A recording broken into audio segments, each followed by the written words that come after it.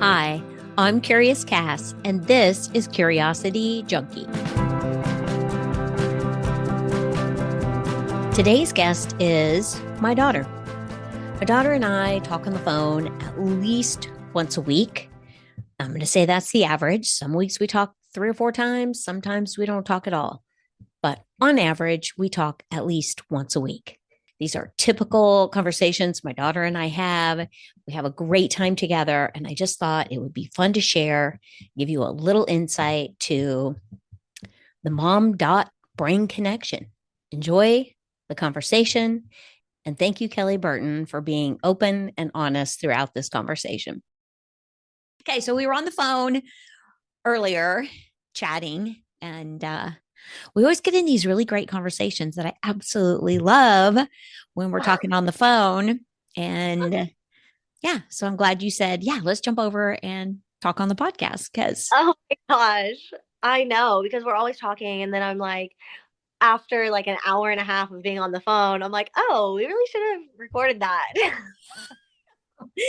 absolutely, like every single time. So I'm glad we're doing it. And we had kind of we were talking about different things, words and stuff. And procrastination was one of them that came up. And one that I struggle with is consistency. And I can't remember if I told you I'm going to be choosing a one word for 2024. Oh yeah. Yes, I have chosen intentional. And the reason I chose intentional is because I felt like 2023 was one of those years where I was chasing everything, was chasing the learning process, new jobs. So everything was new. Everything's coming at me. There's so much unknown. There's so much change. We were changing things at work, introducing new processes, programs, law was a lot of that. And so I just felt like it was, and three kind of reminds me of this word anyway, spirally. Like it was just chaos on It was chaotic. what 2023 was chaotic, okay? wasn't it? And somebody else was saying that too. They just felt like the year was just like crazy, like running, going, chasing. And I'm like, okay, it's not just me. So this one, intentional, is meant to slow down, be intentional, not just reactive, but thinking about and planning for financial decisions, relationship decisions, self care decisions, like all of those things, having an intentional plan or action that is intentional. So that's my one Oh, word.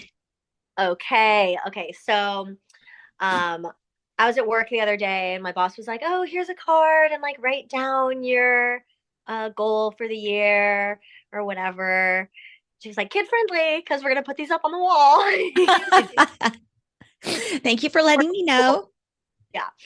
And I ended up coming down. I was like, okay, I'm gonna write to like I don't know how I exactly said it, but focus on like love and joy in my life. And hearing your thing about being intentional, I'm kind of like, oh, you know what? I had this realization last year that I was like, I think I'm the problem. I swear to God, it happens around 27, 28, 29. It just does. Yes, I love it. I'm the problem because I was like, I intentionally choose my friends and I choose, my job and I choose where I live. And, you know, like I need to start owning my choices that I make. And like, no doubt, trauma always plays a role.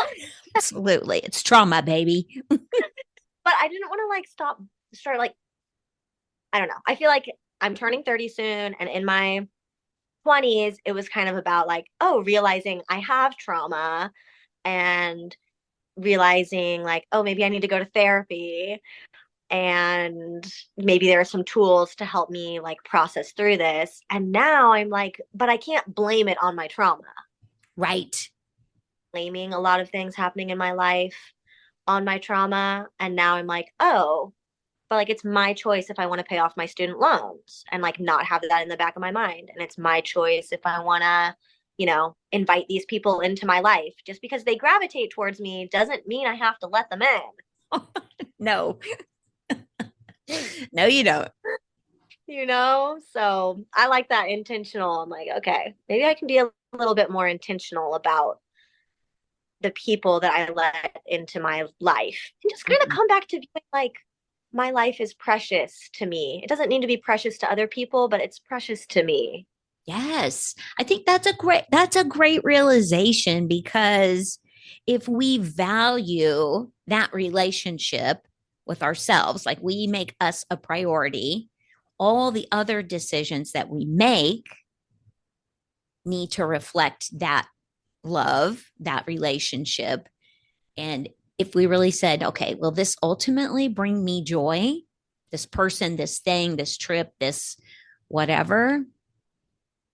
Yeah, that's what I like about intentional. I feel like it would make me slow down if I had to say, okay, are you being intentional about this decision?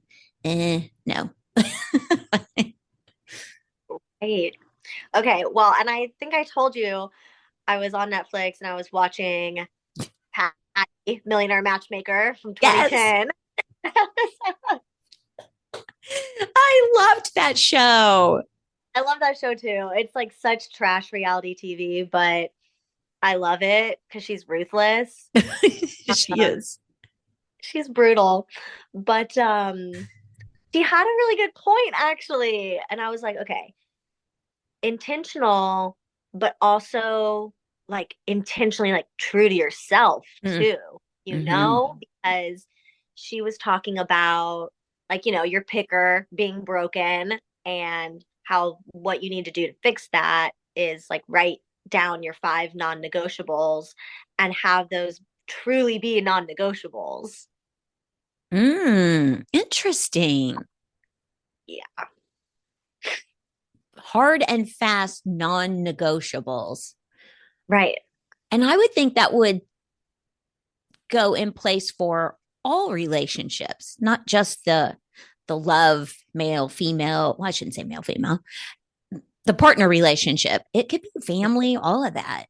So, five non negotiables. I'm writing that down because I think that's something I need to reflect on. Yes. And my old co-teacher, Marianne, shout out to her, she told me to do a box, like a grid, um, like tic-tac-toe. And she said you can Mm-hmm. whatever that would be, nine. But I think five is more manageable for me. Five is a better number for me too. I prefer four, but I'll go five. Well, five, you can put them on your hand, too, and we can kind of be like, okay, this. Mm-hmm. Yes. Yeah. No, I've never thought about, always kind of feel like, and maybe this goes back to the middle child thing, but I always feel like there's there's wiggle room in almost everything we do because I feel like if you're rigid, then Yep. you your experience is going to be less because you're not open to at least listening to someone else's reason or thing. But I do think that if you feel solid, maybe in like your core values, maybe that's what your non negotiables are, your top five core values. This is who I am at my core. I Okay, see you. I see you like doing the whole. around because okay, you know how somebody says something and you're like, whoa, I haven't thought about that in 10 years. Mhm. Um, all right, I'm going to take us back because what you just said reminded me when I was in college, I went to this summer like leadership institute. I don't know. One teacher recommended me and I was like, okay, sure. And I went and it was 2 weeks long. And one exercise that they had us do there was all of these, like personality tests and things like that, and a lot of reflection. And one was to write down your five core values and then to put them up on your head, like Mm. as you wore it as like a head. like a hat kind of, and it had your five core values. And then you said nothing and you walked around the room, with like 200, 300 people, and you just looked and you just read people's core values. And then they were like, you know, how, how'd that make you feel being able to read that? And it was like so precious and so powerful. And then they were like, and nothing is stopping you from living your life in a way that people can read your core values through your actions. Like you are true to yourself and you're at your most powerful when people can read your core values just from the way that you act. Mm-hmm. Absolutely. And I think we act in our core values when we really know them. Because a lot of times you have a lot of little values that you're brought up believing or taught, and then your communities change throughout your life. So your high school friends then impact maybe some of your values, and then you have college friends or professors who maybe impact your values. So I do believe your core values can change over time because they're basically beliefs. They're your core values and beliefs, and so they can shift and change. And so I do think it's kind of like the self reflection thing. I think every year, if not every other year, you should revisit your core values. Am I still solid in these five things? Do these words still resonate with me? Yeah, I think it's And powerful. I think that's funny because I think, and I guess maybe I'm just of a little different philosophy. I feel like your core, if they're truly your core values, Mhm. I don't think they do change really. I think you'll Because have some that stay. I think they are different from your beliefs. Like I don't know, maybe not, maybe not. I guess it's different. It's different for everybody. Isn't that it? Because we're all different Absolutely. people. Some people's core values probably stay the same, and some people's maybe change. Mm-hmm. And I think it really does depend because think about this. If you never left this country, you've traveled quite a bit to different countries and experienced different lifestyles and different people. If you had never done that, your core values, you probably have two that will stay with you for your whole life. There's probably two that will always resonate. I don't know. That's just a random number. But you have experienced things, someone else who hasn't gone and done that and seen people live differently and still love and appreciate each other outside of the US, that your values are a little different. Okay. What about this too? Yeah. About also the idea that it was always there, but I wasn't Mm-hmm. see that it was a core value for me until I saw it being lived by other people. Mm-hmm. Because I think about, I went to Iceland, and now one of my, core values or just attitudes about life is the idea that they have there, which is like it it's not that big of a deal. Is kind of their attitude they have. Of I like love it. we went on this hike to a volcano and we lost one of our people on our hike. And the guy was like, it's not that big of a deal. She was like, we will find her. It will be fine. And like, we were by You're a fine. volcano. And I went on another tour where we were going river rafting. And it was me and one other English speaker, and everybody else only spoke Icelandic. And Oh, it was wow. adult children. It was like a high school soccer team. It was, we were on this raft, and they just, nothing is that big of a deal. Like they were just so playful, I guess is the word.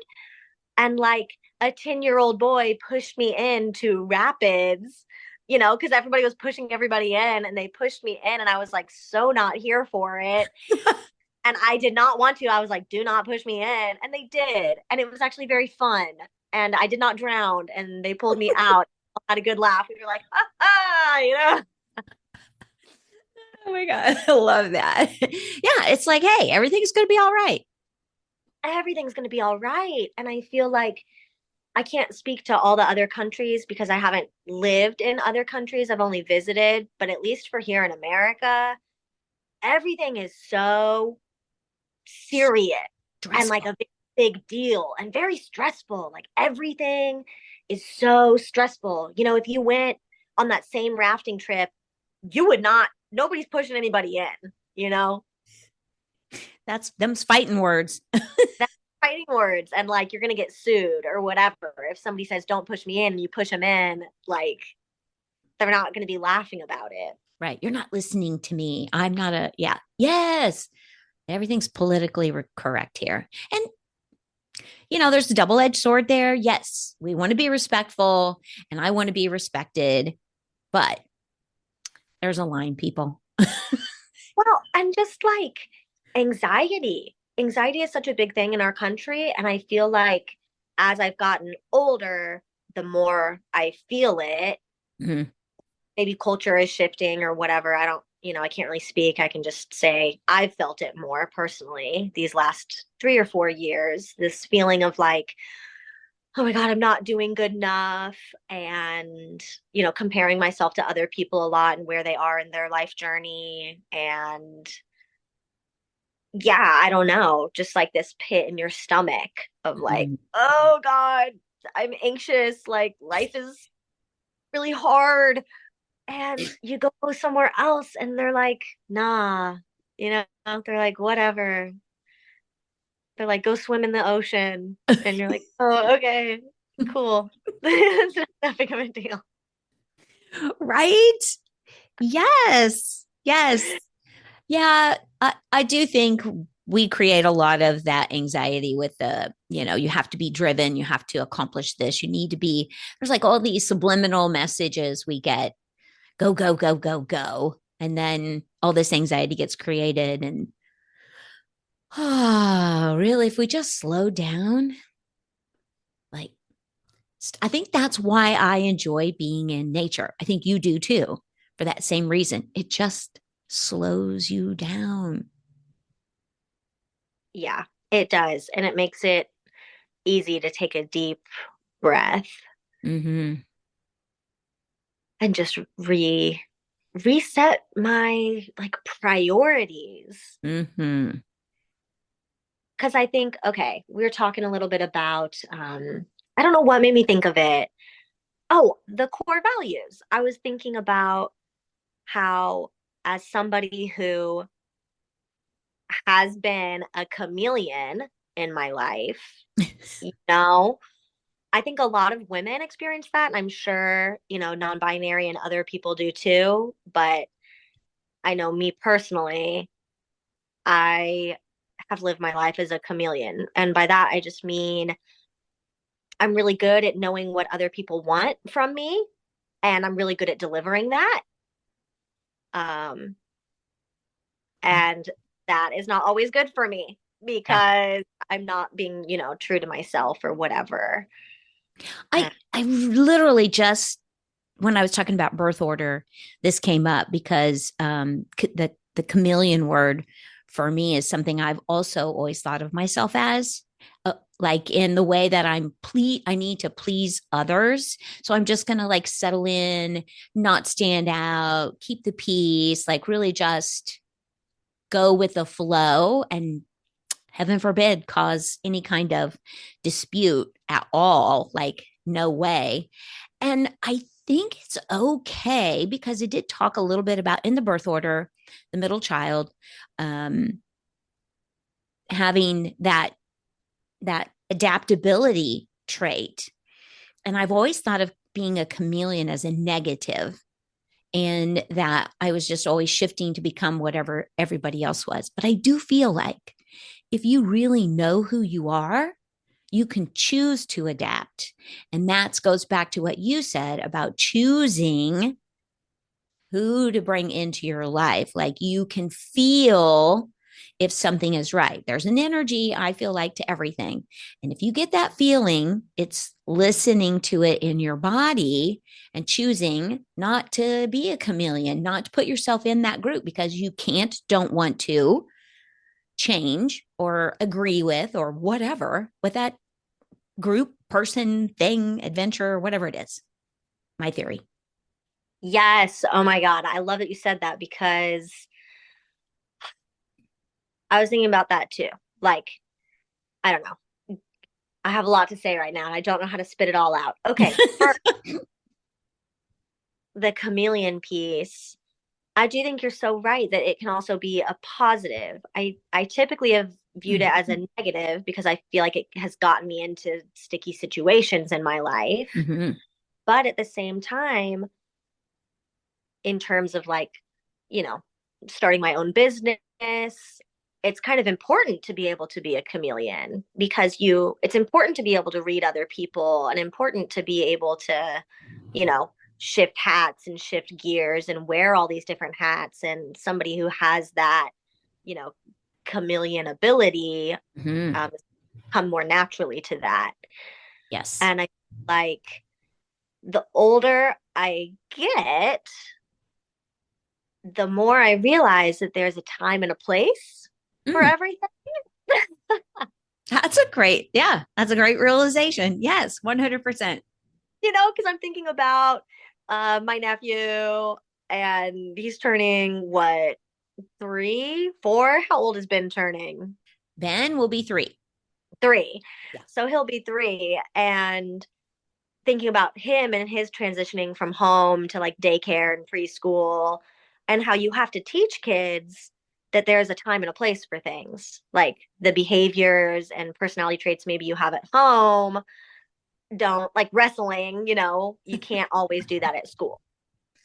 Right. And it's just making me think a little bit about how as an adult, being a chameleon, or I can tend to be blunt because I really value honesty, and sometimes I can be a little blunt with it. And in the past, in my 20s, I viewed that as a negative trait. But now I'm like, well, no, there's just a time and a place for it. And it was negative because I was doing it at the wrong time. Yeah, so I got a negative result, right? I was not reading the room. So, Yes, yes. So maybe the chameleon piece isn't all bad. I think it's you, like I said, if you're shifting and changing and agreeing with things at your core, you don't ultimately believe. I think it's a Brene Brown thing, and she's done so much research on all of that. And it's like if you're really true to yourself, you won't shift. Now, that doesn't mean you need to speak up and disagree, but it does mean that you probably aren't going to find yourself in those groups in the first place because you really know if you go, you're going to speak up. uh-huh. Yeah, we learn, don't we? Yes. Sometimes, not always.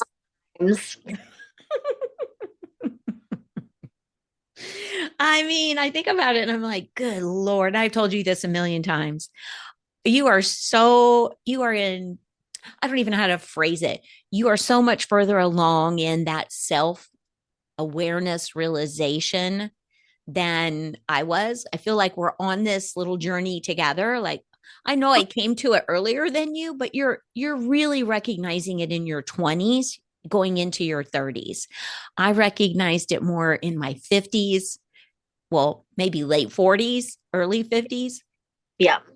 So it's just a difference. And who knows, maybe me talking more about it and being more open about my journey created some of that space for you to be able to do it too. But I just go, oh, if I had known some of the things I know now, but who doesn't say that at 60? Oh my God. Say that at every age. You're like, oh God, if I had only known, you know, Oh my I God, right? protected myself a little bit more. Yes. And, I think it sometimes too, it comes back to, and again, and I say this a lot, I can only speak from the female perspective because I'm a female. So I do feel like as a woman, we are coached young to put others first, to not really speak up, like get along, become the chameleon, just play nice, be nice to everybody. Even if something feels uncomfortable, just be nice. What? Like, what a horrible thing to teach them. So, Oh, I have to, okay. Yes, because I have to pull up. I was scrolling through Pinterest the other day, as I do, because I don't have any social media. I only have Pinterest. So that's again, where I go. I So love let it. me find this little. Okay, here it is. This is what it says. This is a quote from, I don't know how to pronounce this person's name. Farida, Farida. And Okay. it says, tell girls that the boy who pulls your hair will be the man who pushes your boundaries. The boy who makes fun of you will be the man who dismisses your feelings. The boy who uses like a girl as an insult will be the man who is a misogynist. The boy who doesn't take no will be the man who hurts you. Mhm. Tell girls the truth. When a boy is mean, it doesn't mean he likes you. It means he's mean because girls aren't told how boys enact violence, only to be women who are trained to endure it. Oh, And I was like, man. it was like, tell girls the truth. Yes. Tell girls the truth. I'm guilty.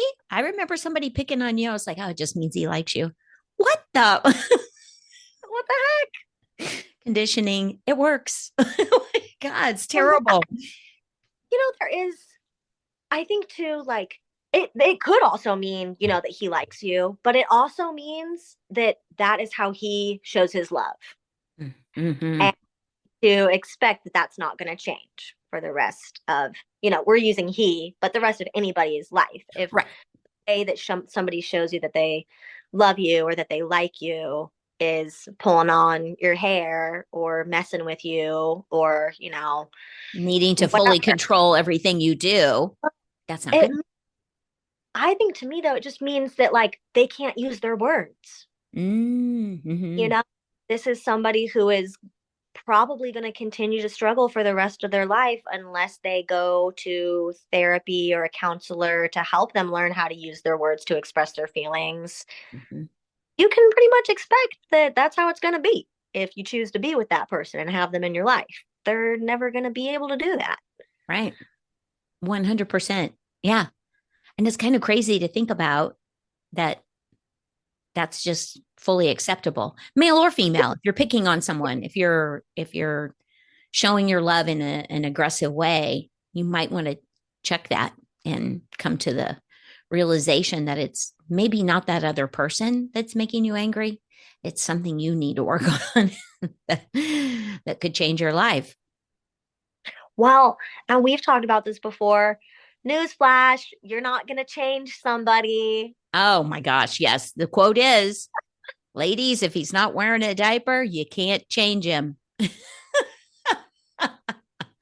I love that when I read it. I was just like, are you kidding me? That is fantastic. And that goes for women too. Men, if she's not wearing a diaper, you can't change her. Like, Oh, yeah, you for sure. cannot change someone else. You can only change yourself. Yeah, it goes for anybody, anywhere, any human being. Mm-hmm. You know, you're not, yeah. Yeah. Don't walk into You that relationship. hire somebody to change themselves, You can't. perhaps, Yeah. but you can't change them. No. You could inspire them, maybe, but you're not going to change them. Mm-hmm. Yeah. And also, if somebody needs to change significantly, I'm like, you got to be ready to be in for a bumpy ride Oh, yes. from the perspective of changing some aspects about my own self. Mm-hmm. It's not smooth. You wake up and like address my trauma. It was like, crying myself to sleep every night for like 3 years. So, Yes. I'm so glad you said that because I do talk a lot and I interview a lot of people and I've talked to a lot of people who have written books and the the trauma healing and the just working on yourself, it's lifelong. Every day something will trigger you and you learn something new about yourself. So it doesn't happen overnight. You still have many days where you cry and you're like, is this really, am I still doing the right thing? Am I on the right path? Yeah, it it's not easy and it doesn't happen overnight. And I think it's, I think the healing journey is just that. It's a healing journey and it doesn't end because you're always growing, which means something new is going to come up for you. Mm-hmm. I feel like too, you just said some words that really rang true to me. Like, it doesn't happen overnight. Mm-hmm. I don't know if it's a generational thing or a culture thing or maybe just a me thing, but I definitely personally struggle with like an immediate reward. Mm, I mean, you get that in video games, you get that in social media, you get it in school, you get mm-hmm. immediate praise, immediate rewards. And I feel like that's just not how, once you get out of school, it's just not how the world works, baby. No. You don't get immediate praise, you don't get immediate rewards. Nothing happens overnight. You don't get the career of your dreams overnight. You don't get an amazing partner if that's what you want overnight. You don't get an amazing child overnight. Like that takes a really long time. And Right? Yes, we are an instant gratification society. that's it. I feel like even like when you get on the phone, call someone, they don't answer. We're like, oh, you text someone, they don't respond. You're like, ah, you know what I mean? Like it's disappointing. It's almost like, and this could just be me. It just feels almost triggering because you're like, hello, I know your phone is right beside you. Maybe it's not. Ding dong. Maybe they're in the shower, on the toilet, spending time with another human being. They Hello. don't talk to you. They don't want Maybe to talk to you. Now that's a realization I don't want to come to it. Mostly it comes from me trying to get a hold of my two children who do not spend a lot of time on their phones or are not on any kind of social media, which I love. But it also is like sometimes it's really hard to get a response from the two of you because I'm like, you just don't, you're not checking your phone constantly, which I love for you. that's so true. That's so true. I'm so guilty of that too. Well, Yes. sometimes part of it is, okay. Now I know that this is a controversial word, crazy, but I use it to describe myself because I really do think I am crazy. Well, define what crazy means to you because it has a lot of, there's a lot of words and definitions you could put into that. Yes, there are. I think I just mean like literally, I just feel like my brain is crazy. Like I feel like um maybe I guess the more casual term would be like neuroatypical. Like maybe my brain doesn't work in the same way that everybody else's or the majority of the population's brain works. Like, Mm-hmm. I've got some ADHD tendencies. I've got, some depression things going on. I've got trauma triggers, and I am a very like mood-based person, very emotional person. Mm-hmm. And I feel like it makes me crazy. So but It, yeah, I'm not always making the most rational decisions, perhaps, would be what I mean by that. And that sometimes sometimes I'll just turn my phone on record, like on voice memo, and I'll just talk to myself for like an hour. Like that's crazy behavior. no, no, actually, Yes, it is. And own it. It is okay. crazy. Yeah. And I'm proud of that. I think most people are crazy. Yes. That's what I was going to say. I think there are degrees of crazy too. Like you said, there are some of those things where you're not atypical. I do think we have a little vein of mental depression, mental Yeah. dysfunction within our family tree that shows up.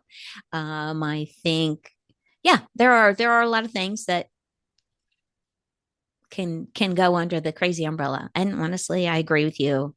Yes, there are days where I go, yeah, I'm pretty sure I'm crazy too. So, but it's a good. I feel like it's a good crazy. I like to think of mine as a good crazy. I'm creative. Like my brain thinks creatively.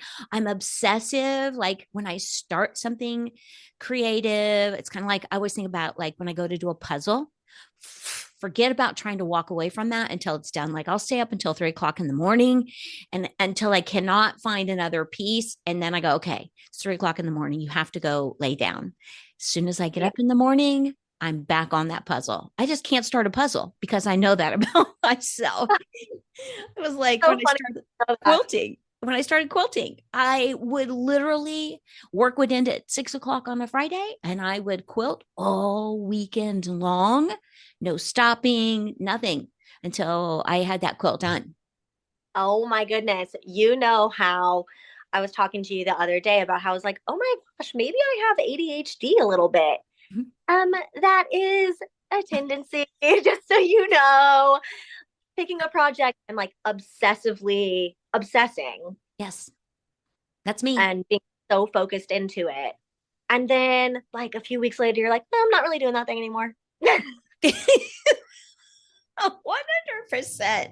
Yes. Like, oh my God, I did my 3 quilts. I'm done. Mastered it. I'm good. On to the next. I swear. That's a great way to put it because that's how I take things on.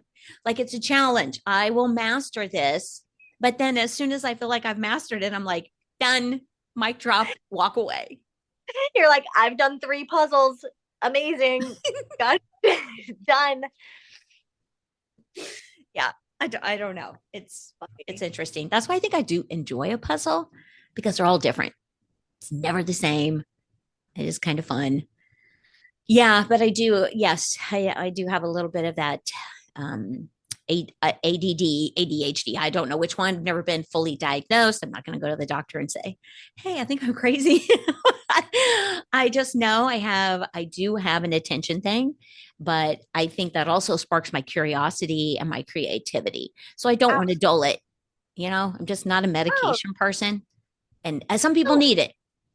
I mean, yeah, it depends, right? Like we talking about this, all of that, brain stuff. It's all a spectrum. Um, Yes. I'm I'm only diagnosed with one thing, and that is PMDD, premenstrual dysphoric disorder, which we can talk about too. We can do an episode on that or something, but Hmm. it's all a spectrum. And for some people, you know, how they're different is debilitating to them living in the norms of our society, Hmm. particularly.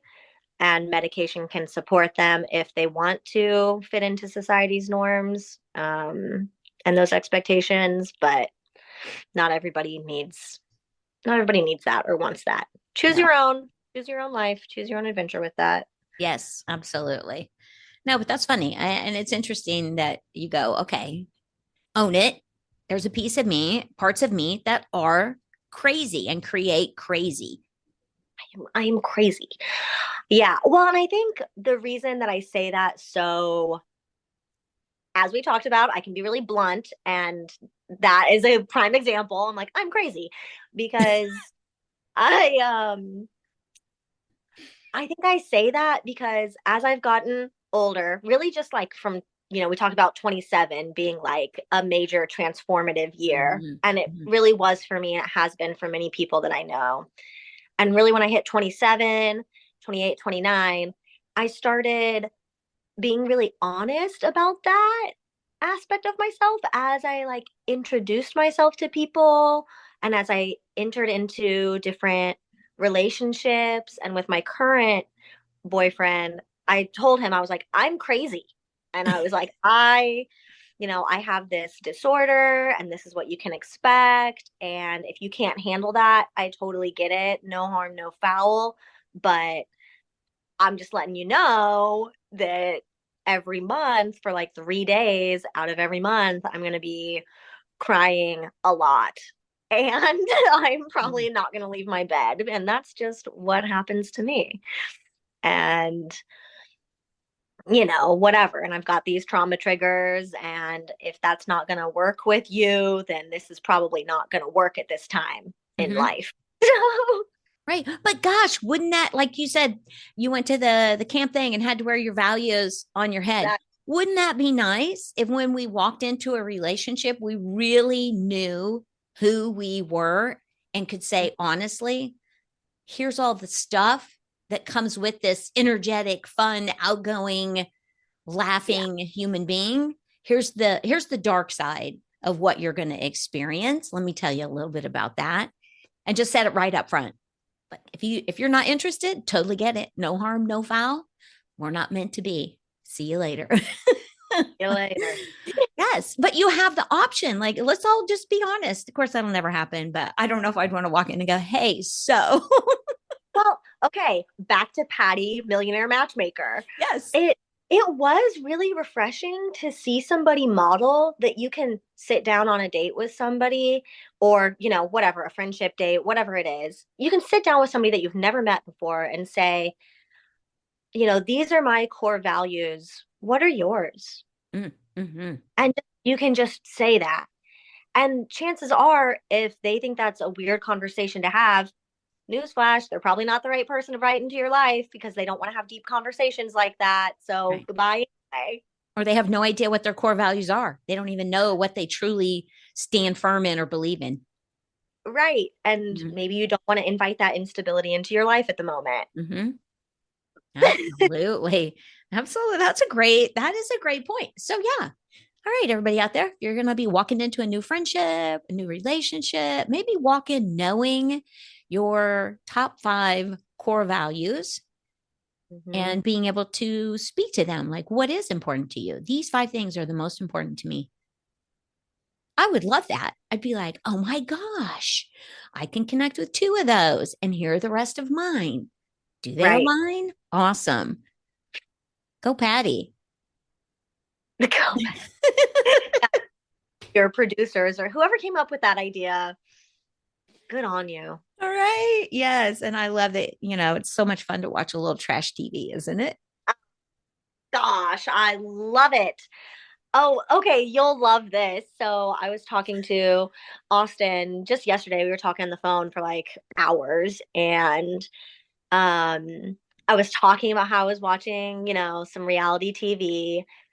And then I was like, you know what? Whoa, I think I know why I love reality TV so much. And I was like, because even when I was a child, my favorite toy was playing with like my Polly Pockets. And Hmm. then later on, it was like Bratz dolls. And I would create like reality TV with my doll. You're like 5 years old, you're like 6 years old, and you're like, oh my God, Chad, I can't believe that you would cheat on me with Melissa. And then you're like, whatever. And you have all this crazy stuff Fun. out. Oh my God. That is great. Yes. So there's something familiar about the reality TV, right?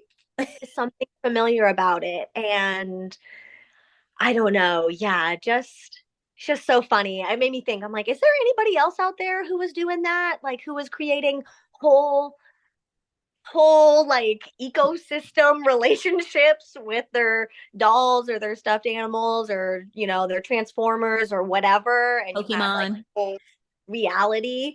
a whole fake reality show going on in your Oh, bedroom. yes, absolutely. And it was encouraged usually by some cartoon that went with the doll and the reason you bought it in the first place, like typically, well, it helps you create that whole character. Yeah, I think there's something to that. That's why we like Barbie, Ken, and the Bratz dolls and My Little Pony, and oh my God, all those little Transformers, Pokemon. They Yeah, create Lego. an imaginary world, and anything can happen in that world. Trashy dates, Oh awesome yeah, superpowers. I had tons of trashy dates. We had superpowers. And then you would already have a doll. And then for, a holiday or something, grandma would get you the same doll. And you're like, great, now I have evil twins. You're like, I love it. Oh my gosh, I can't believe that they tied you up for weeks on. It was like a soap opera. It was Young and the Restless happening in my bedroom. Maybe that's it, Kel. Now you just need to write for soap operas.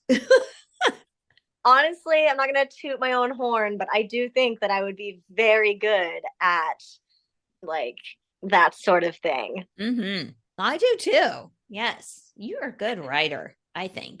Don't have the consistency. Oh, Lord.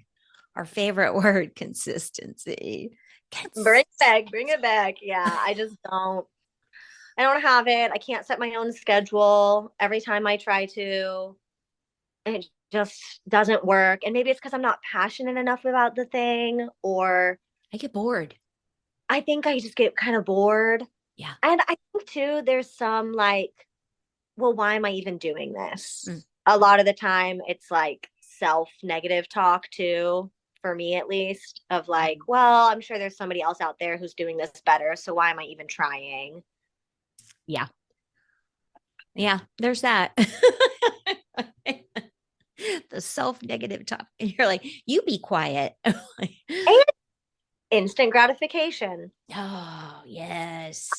I am somebody who thrives on public praise, and I'm like, you know what? Maybe I would be one of those people who would benefit from like a life coach or whatever. I've always thought they were kind of a scam, but maybe I could actually benefit from somebody like, excuse me, have you met your goals for the week? And what excuses did you use this week? Okay, Yes. thought so. And Yes. also being like, oh my goodness, I'm so proud of you. You wrote 3 articles. Good job. Whoop, Like I, whoop. Yeah. That is an accountability partner. You need someone who won't go, it's okay. You're just having a bad week. They go, what the fuck is wrong with you? Get yes, up and write your stories. yes, I need a Jillian Michaels, except, not problematic, but I need, her energy. Someone to be direct with you. Yeah, not me. Sorry. I'm like, oh, honey, I'm so sorry. I know. And that's the problem with all my friends is that I love my friends deeply, but are they the most consistent people? No. Right. That's why you hang out with them because To each other because we understand each other on that level. I right. don't need I need somebody, I need a boss, Mhm. basically. Or like, yeah, somebody who's going to be like, you are not showing up and That's you need to get your ass in gear. right. Exactly. That's due tomorrow at 12 o'clock. Are you going to get that done? And then you go, oh my God, I got to get that done. The pressure's on. I gotta make Exactly. somebody happy. Right. Exactly. And I'm like, you know what? That's just what it is. Yeah.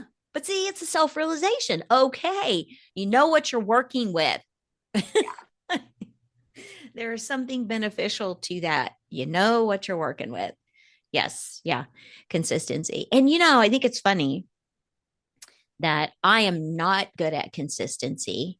And I find it is one of the things that can sometimes annoy me in another human being when they're not consistent. And I'm like, that's a trigger. It is my top trauma trigger. Like it is my top annoyance thing.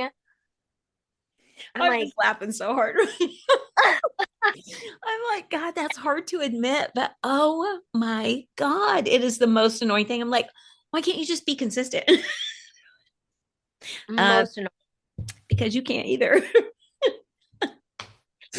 Oh my God, too funny. No, can't do Oh my, it.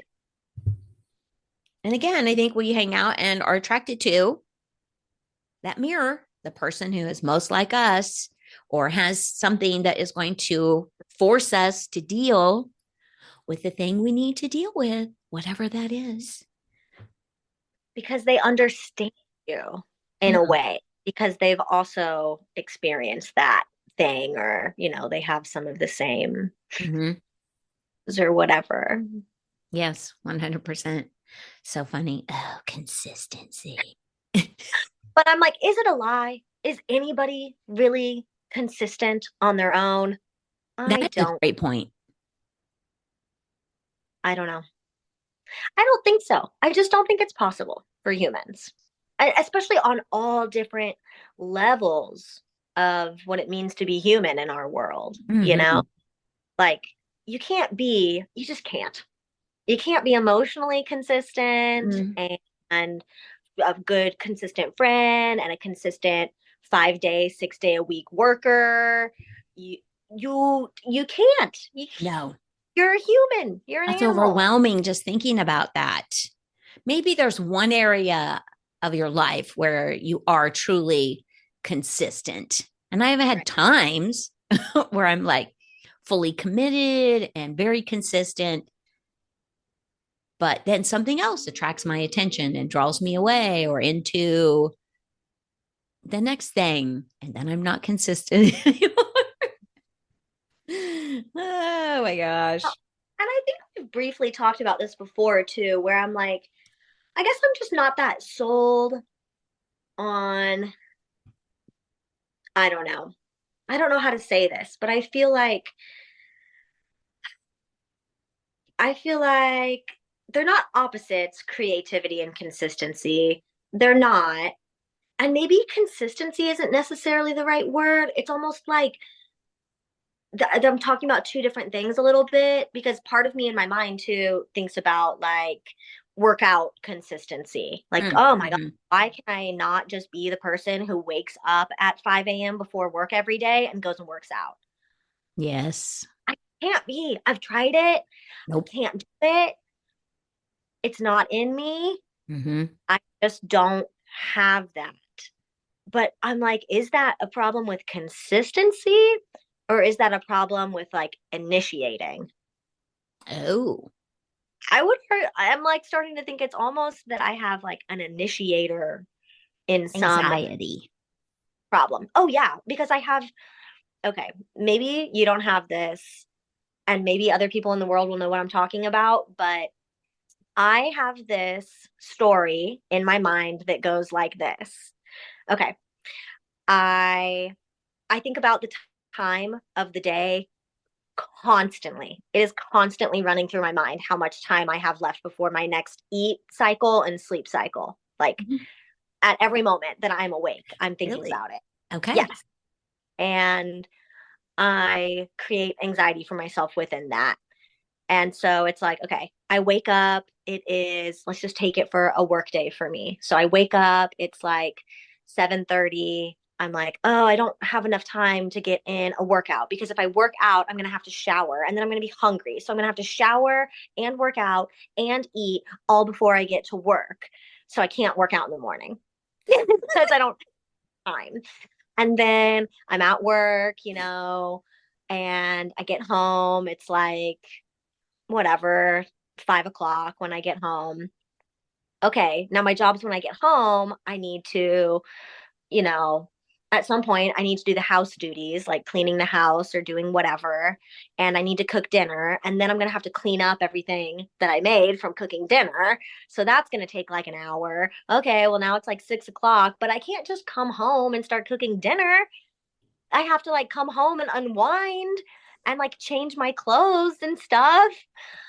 And I can't just go and work out right after I get home from work because I'm hungry when I get home. So now I have to come home and I make a little snack and then I change my clothes and then you can't do anything while you're eating, so you can like watch TV or something, and the time ticks by and it's like 7:30 and I'm like, "Wait, I have to go to bed at 10.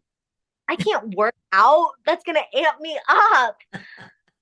It's 7:30. I can't go to the gym. It's too late. It's too late. Because This is what? my Then I'm gonna have window. to go to the gym, and then I'm gonna be hungry again, and then I have to shower. I'll do Yes. And then you go, tomorrow. I'll do it when I get up. it when I get up tomorrow. Oh my Oh God. my God. Why does Okay. that sound like, oh, go ahead. Oh no, you go. I was just going to say, why does that sound like the book if you give a mouse a cookie?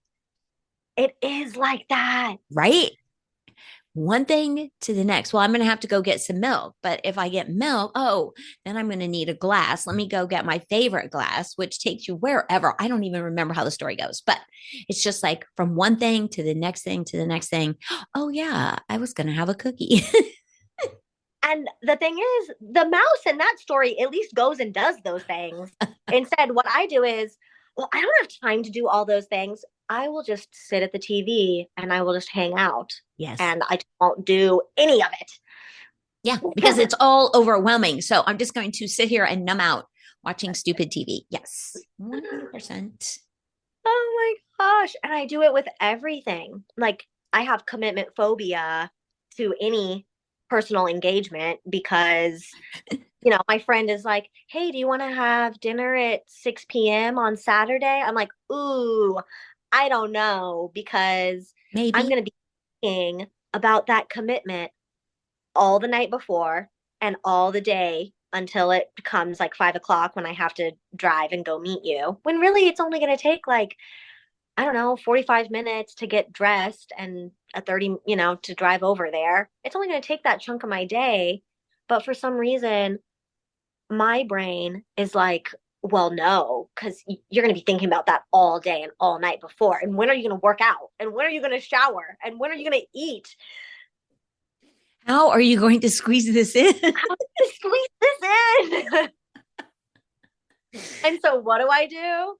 I watch TV and like clean the house and do, random mindless tasks pretty much Mm-hmm.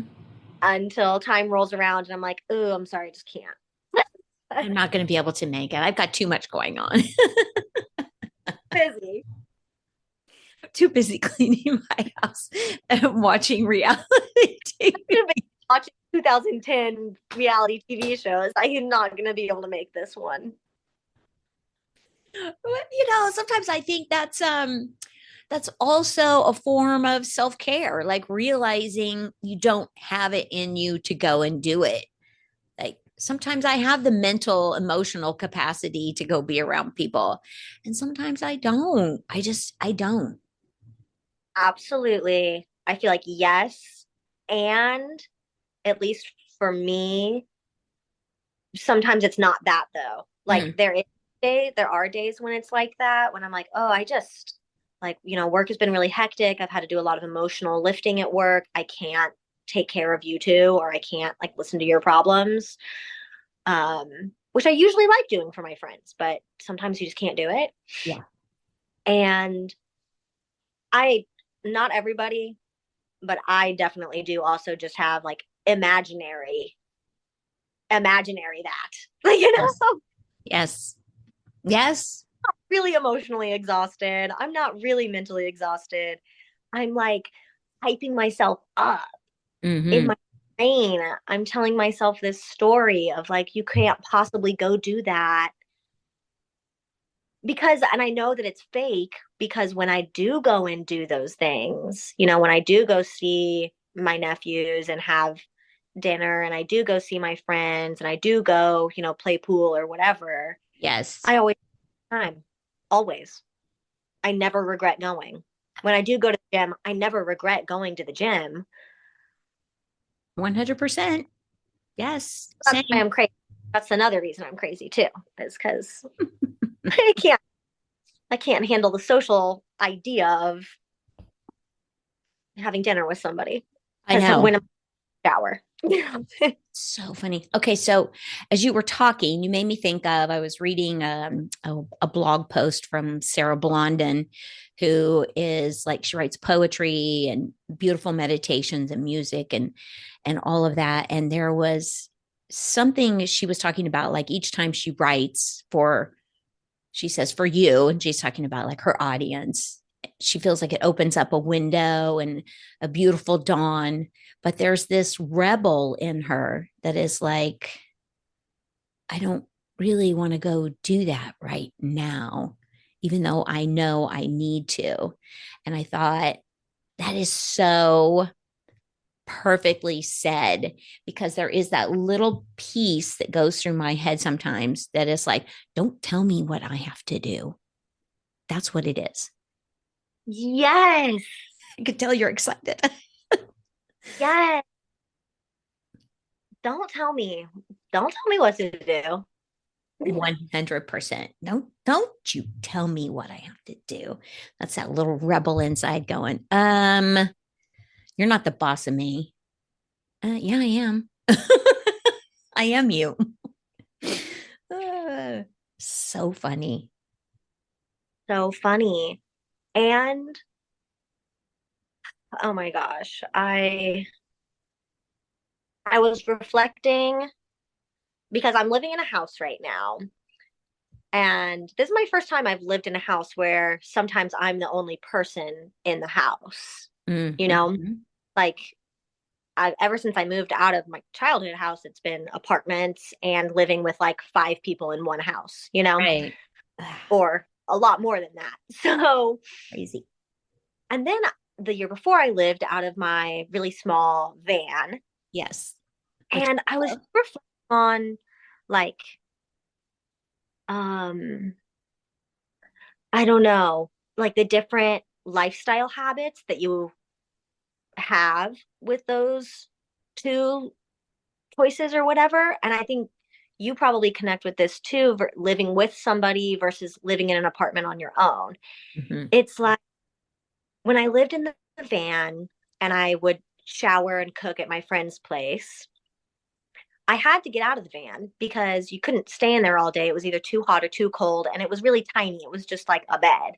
Right. So you have the option of just laying around all day. You like had to get out.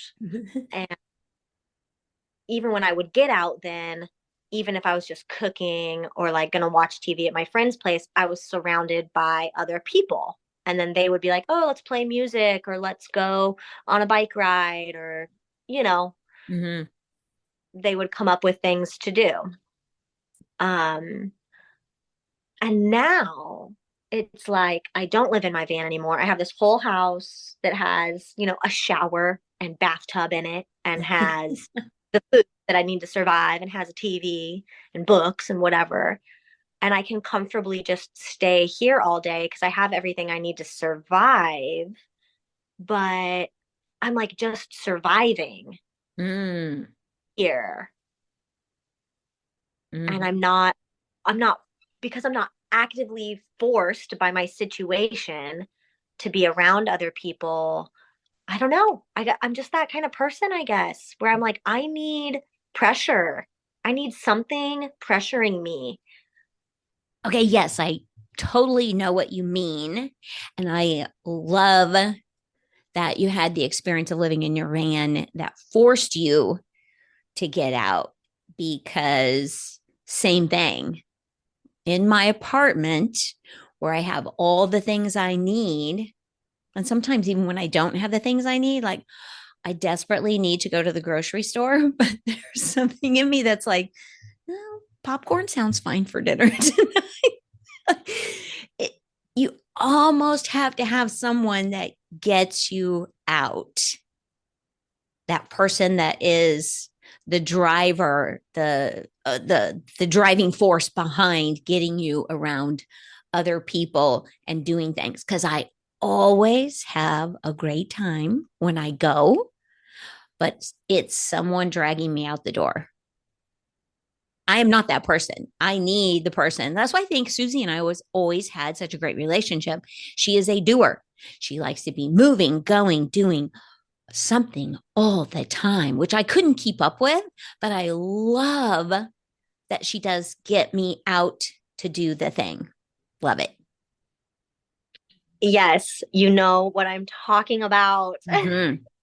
Yeah, I think there are a lot of people out there like that.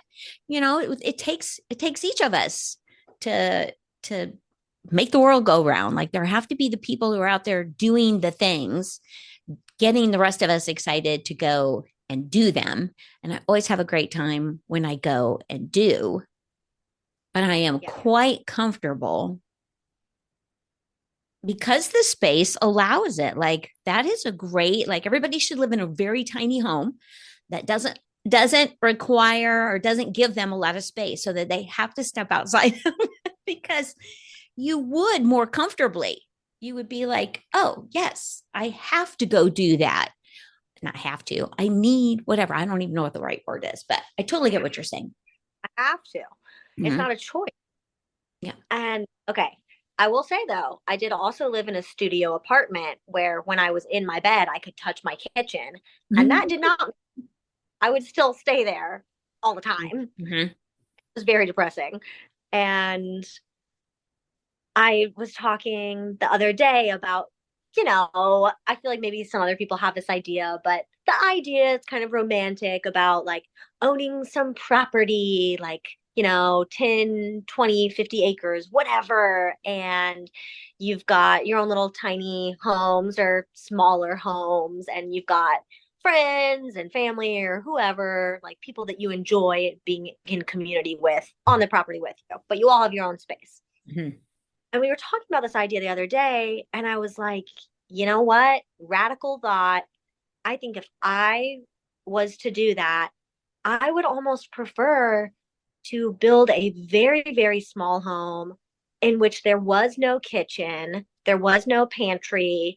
It was just my sleeping space, and it was just a bed and, maybe a desk. So that way, Hmm. I want to work or something like that, I could do that there. And then that way I have to physically go outside and go to the place that has the kitchen and that has the instruments and the art studio or whatever, like that I have to leave. I have to go because I Hmm. have to eat food and I have to shower, and none of that is in my little bedroom. I need Yes. to be like forced to leave. No, I love that concept. I've always thought that would be an awesome, um, an awesome thing, like a compound where everybody has their little tiny home.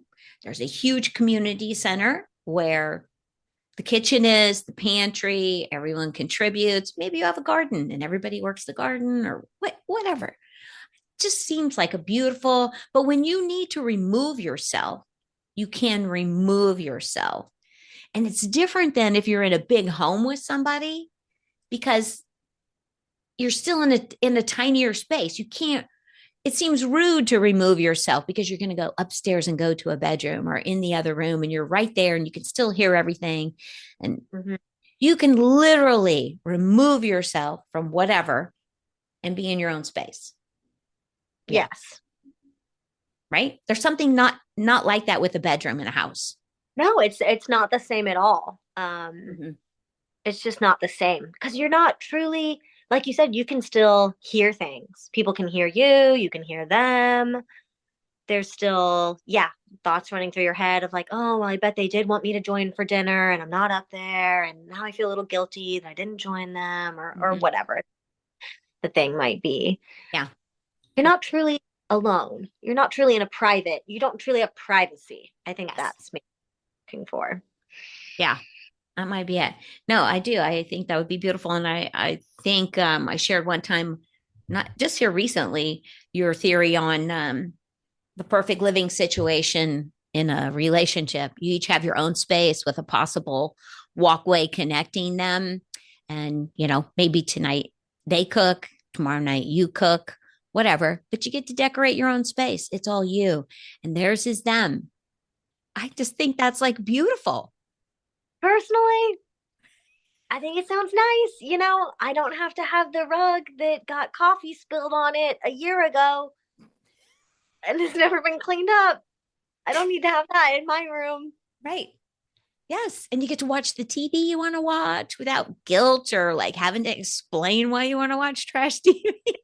Exactly. I get to watch, whatever Jersey Shore from 2012 and not have to feel guilty about it at all. And if I want to have girlfriends and my gays over, they can come to my space and we can watch our show, and you don't have to ask and be like, oh, well, can I have the living room tonight? Oh, well, can I have the basement or da, da, da, da. No. No, you just go, hey, here's what I'm doing in my space. I'll see you tomorrow. See you tomorrow or see you tonight. Right. See you later. See you Yes. Yeah. later. I don't know. There's something to that, young lady. I just think it's like genius because, sometimes it's hard to fall asleep and somebody else falls asleep and then they're deep breathing or snoring. And you're like, oh my gosh. I think that's why my grandparents had separate bedrooms. Makes perfect sense. Oh my gosh, I'm going through that right now where I don't know. I think whatever. I have some sensory sensitivities too. That's also on me, but my ears are very sensitive, especially when I'm about to start my period and when I'm on my period. I feel like I have supersonic freaking hearing, man. And it connects somehow to like emotional anger. I'm like, you're chewing a candy bar and I can hear you. I'm gonna snap your neck, man. I gotta go. I can't even be here. I can't even watch this movie with you because I can hear you chewing.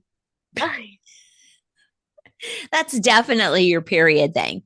Mine was very intense too. Like I can totally relate to that because I'm 100% identifying right now going certain years like you're young to have it so intense.